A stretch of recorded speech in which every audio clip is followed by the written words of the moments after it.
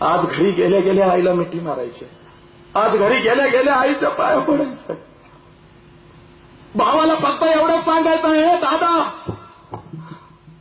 प्रत्येक रक्षाबंधनला, प्रत्येक भाऊबीजेला मला तू काही ना काहीतरी दिलं, 100 रुपये दिलेस, 200 रुपये दिलेस, 300 रुपये दिलेस. माझ्या लेकरांना सगळ्यांना मी सांगतो, या वर्षी तुम्ही ज्या भावाला भाऊबीजेला ओवाळाल, तो तुमचा सक्का भाऊ असो, चुलत भाऊ असो, सावत्र भाऊ असो, कुठलाही भाऊ असो, त्या भावाला फक्त एवढंच सांगायचं आहे, या वेळेला मला ओवाळणी म्हणून काय देशील, तुझं मला पैसे नकोत.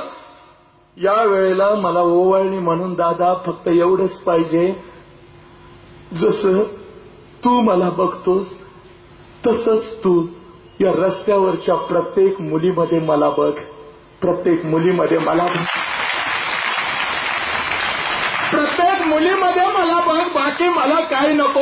हेच भाऊबीजेला ओवाळणी पाहिजे. दादा तुझ्या बहिणीला कोणी छेडलं तर तुला कसं वाटेल, दादा तुझ्या बहिणीला कोणी घेऊन गेलं तर तुला कसं वाटेल. अगदी दादा ती सुद्धा दुसऱ्याची लेक आहे, बस भावाला मिठी मारायची आहे. आणि या भाऊबीजेला तरच आम्हाला अण्णांच्या आत्म्याला शांती मिळेल, माझ्या आत्म्याला शांती मिळेल, शेजवाळी सरांच्या आत्म्याला आणि इथल्या सगळ्यांच्या आत्म्याला शांती मिळेल.